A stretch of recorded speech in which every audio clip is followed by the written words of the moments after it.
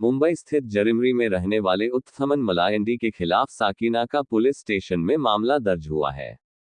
उन पर आरोप है कि उन्होंने लोगों को चक्रवर्ती ब्याज के चक्कर में फंसाकर लाखों की वसूली की है। इस तरह के आरोप वहां के कई निवासियों ने की है। साथ ही मुंबई पुलिस से अपील भी कर रहे हैं कि उन्हें इस मामले में न्याय मिलना चाहिए। अब तक इस मामले में एक ही एफआईआर हुई है। बाकी शिकायतकर्ता भी मांग कर रहे हैं कि उनकी ओर से भी मामला दर्ज होने चाहिए। उत्थमन खुद को मुंबई डीएमके का अध्यक्ष बताता है, जबकि डीएमके के कार्यकर्ताओं की माने तो उसके पास इस तरह का कोई भी पद नहीं है। स्थानीय निवासियों का आरोप है कि उत्थमन खुद को रसूखदार बताने के लिए कई बड़ी हस्तियों, राजनेताओं और आला पुलिस अधिकारियों के साथ ली गई तस्वीरों के जरिए उनमें डर कायम करता है। स्थानीय रहीवासियों ने इस मामले में क्या कहा, आइए सुनते हैं। मेरा नाम है कंदस्वामी। मैं रहता हूँ जेरीमेरी में।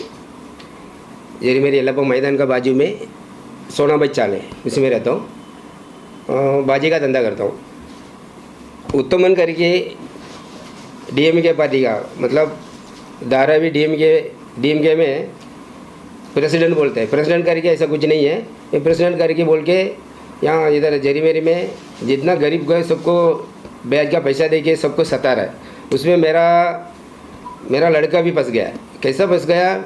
10वीं पढ़ने के टाइम गलत रास्ता में जाने के लिए, मतलब मेरे को दबाने के लिए इसने क्या किया, 40,000 दिया है।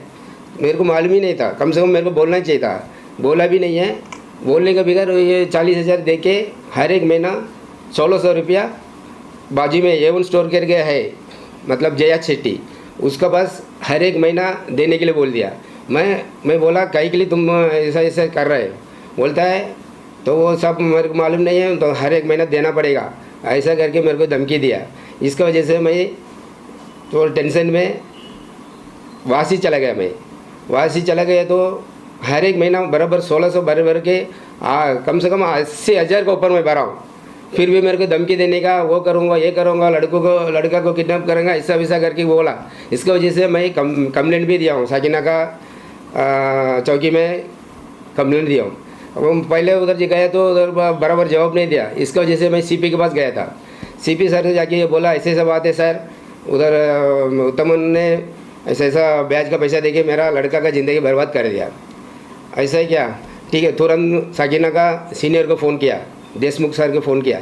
देशमुख सर को फ़ोन करने के बाद वो बोला मेरे को आके मिलने के बोला। मैं तुरंत साकीनाका में गया था और मेरे को देशमुख सर अलग से बोला कि बताए क्या क्या हुआ, क्यों उधर गया? सर बोल रहा है साकीनाका और जेरीमेरी चौकी मेरा पॉकेट में। इसकी वजह से मैं सीपी के पास गया था।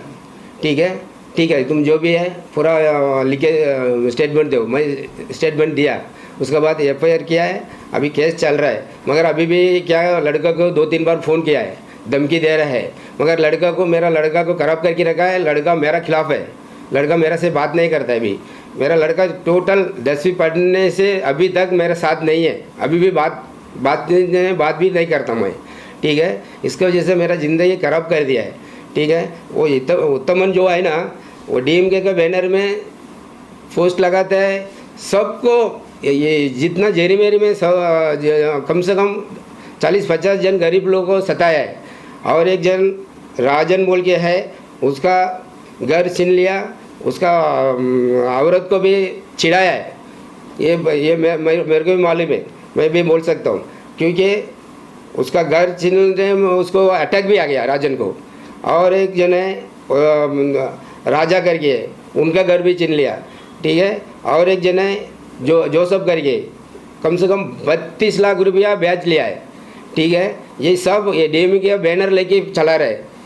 डीएमके का बैनर कैसा मालूम है? स्टालिन का फोटो डालने का और बड़ा नेता लोग का और कमिश्नर का फोटो डाल के उधर रख के हम लोग क्या सोचता है ये सब उसका ये बड़ा नेता लोग के साथ सपोर्ट रहा है, इसके वजह से ये कर रहे करके। और मैं खुद बोला सर ऐसा देशमुख सर को मैं सीधा बोला सर उसको कुछ ना कुछ कार्रवाई करो, मगर बहुत स्लो काम चल रहा है। ये मेरा है। इसके बाद किसी को ब्याज का पैसा उधर देने का नहीं है। और एक बात है, कोई भी आके उधर आके इंक्वायरी भी करो, ये ब्याज का पैसा दे रहा है, वो सब पब्लिक भी बोलेगा। ठीक है, इतना बड़ा गुंडा है, वो समूह विरोधी है। वित्तमन बोलेगा तो समूह विरोधी है। मगर किसी को पैर पकड़ने का पैर भी पकड़ता है, मगर किसी को साथ लड़ने का वो भी तैयार है। मगर मार्च 17 तारीख को 7-8 गुंडा लोग को लेके मेरे को मारने का आया। मैं तारीख भी बता रहा हूँ और टाइम भी बता रहा हूँ। 17 मार्च 2022 में दोपहर 2 बजे मेरे को मारने के लिए साइन कोलीवाड़ा से 7-8 आदमी को लेके आया। ठीक है, वो भी एक्सेप्ट किया है, वहाँ आदमी लेके आया करके पुलिस चौकी में भी मैं कंप्लेंट दिया हूँ। ठीक है, इसके बाद जो करने का है आपको, इसके लिए आपके सामने मैं इतना ये कर रहा हूँ। अच्छा, आपने जब कंप्लेंट किया था, जब एफआईआर हुआ था, उसके बाद क्या एक्शन लिया गया? एक्शन लिया है, अभी देखो अभी केस चालू है। अभी सेशन कोर्ट में था, वो बेल उसको नहीं मिला, वो हाई कोर्ट से बेल मिला उसको। 3 महीना का अंदर वो वापस ये चालू होएगा, मतलब अंधेरी कोर्ट में चालू होएगा बोल रहा है। तो वो अपने आप को डीएमके का मुंबई प्रेसिडेंट बताता है, तो उसका ऑफिस वगैरह कहीं पे है? उसका ऑफिस उधर धारावी में है, डीएमके का ऑफिस धारावी में है। उनका बस उधर का जो आदमी उसका बड़ा नेता है पழனிசாமி करके, उसको मैं फ़ोन करके बोला, देखो तुम्हारा आदमी उत्तमन ने ऐसा गलत काम कर रहा है, आप जरा समझाओ। हाँ ठीक है, मैं बोलता हूँ ऐसा करके मेरे को बोला। और सबर्बन डीएमके अली शेख मीरान करके एक आदमी है, वो मुंबई सबर्बन डीएमके में सेक्रेटरी है। उसको मैं फ़ोन करके बोला, देखो सर ऐसा ऐसा उत्तमन का चल रहा है, आप जरा सा ये करो। नहीं हम लोग पार्टी की तरफ से हम लोग कुछ नहीं बोल सकता है, आप जो भी करने का है पुलिस के थ्रू से करो।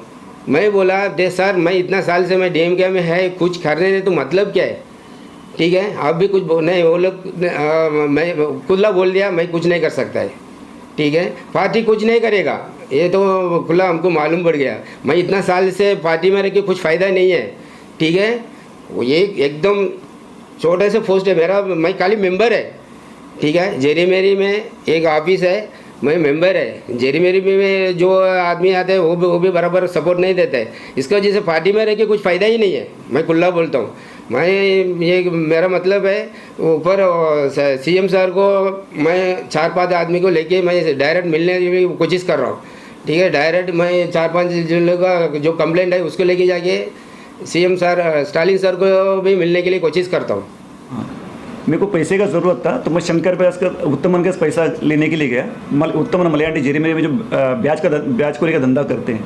ठीक है, तो मेरे को दिया नहीं पैसा, मेरे को नहीं दिया। तो मेरे को बोला कि भाई शंकर अगर शंकर रेड्डी जिम्मेदारी लेगा तो मैं आपको दूंगा पैसा करके।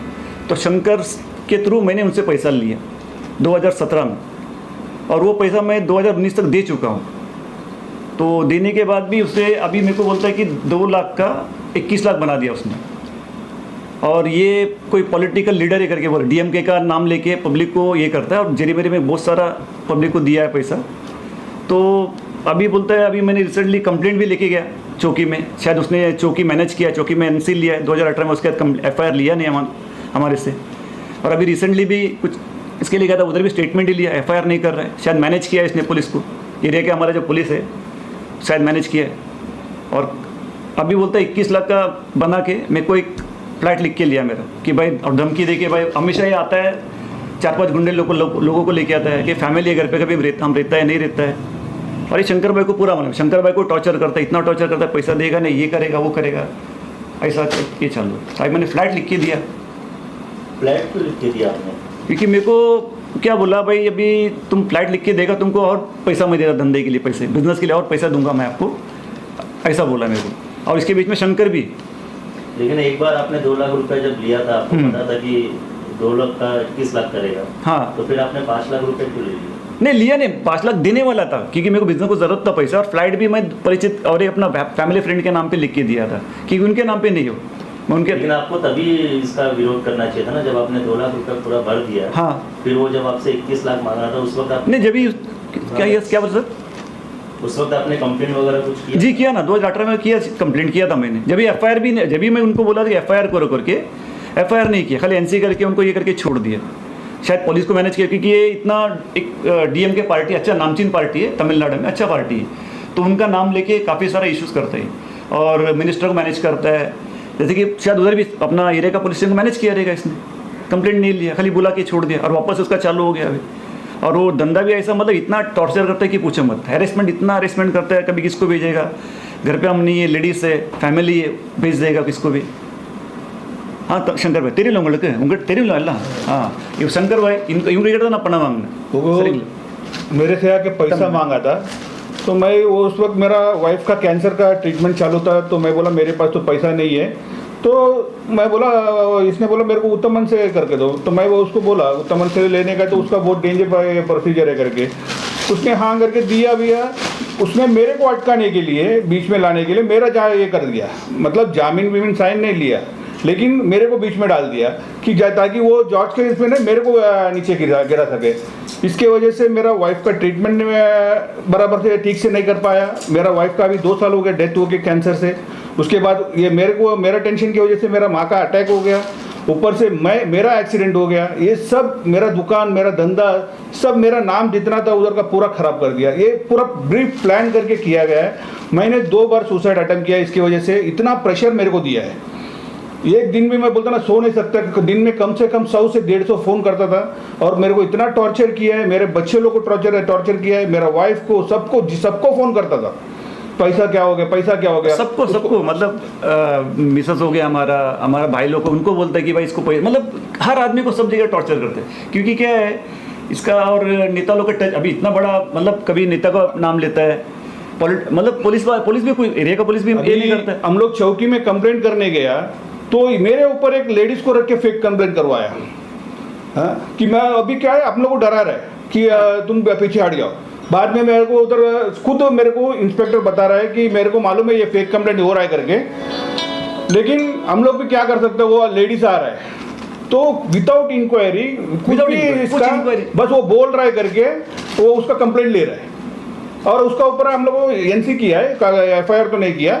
तो मैं बोला वो फेस करेगा, हम लोग जो भी है लीगल प्रोसीजर आप करो। हम लोग भी लीगल प्रोसीजर किया है, मैं भी कंप्लेंट किया है, लेकिन कुछ भी प्रोसीजर का फॉरवर्ड स्टेप क्या है हम लोग को पता नहीं चल रहा है। खाली स्टेप वो है कि एनसी हो रहा है, कंप्लेंट हो रहा है, उधर ही रुक रहा है, उसके बाद नेक्स्ट स्टेप में कोई नहीं जा रहा है।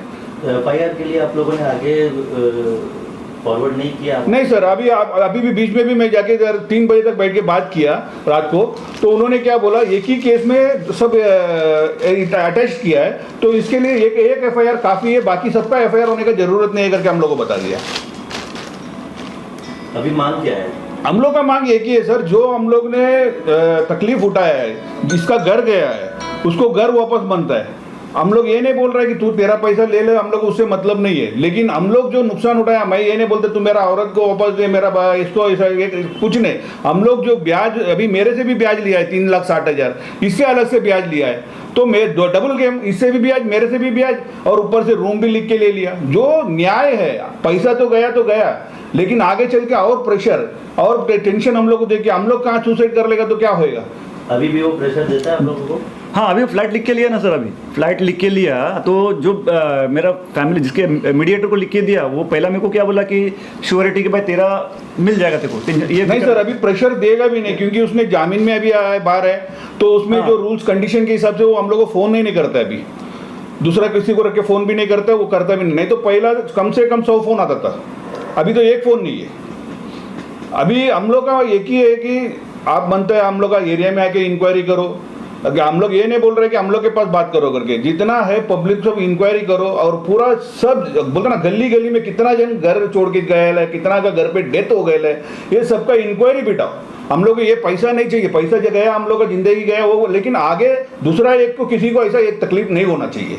ये हम लोग का एक बड़ा मांग है, क्योंकि हम लोग का एरिया झोपड़पट्टी एरिया है, कोई बड़ा पैसे वाला करोड़पति लोग का एरिया नहीं है। और इसका प्रॉपर्टी का पूरा इसका इनकम टैक्स से लेके पूरा डिपार्टमेंट इसके अंदर कार्रवाई करके उसका पूरा प्रॉपर्टी क्या है, कैसा कमाया, ये पूरा गवर्नमेंट उसको ये करना चाहिए। ये हम लोग का बड़ा मांग है, क्योंकि कम से कम हम लोग के हिसाब से आज 50 करोड़ का प्रॉपर्टी है और काम तो कुछ नहीं है। ये उधर दुकान के सामने A1 दुकान के इधर बैठने का, ब्याज वसूली करने का, बस इसको ये लेके वो लेके यही काम करवाते रहने का, दूसरा कोई उसका ये नहीं है।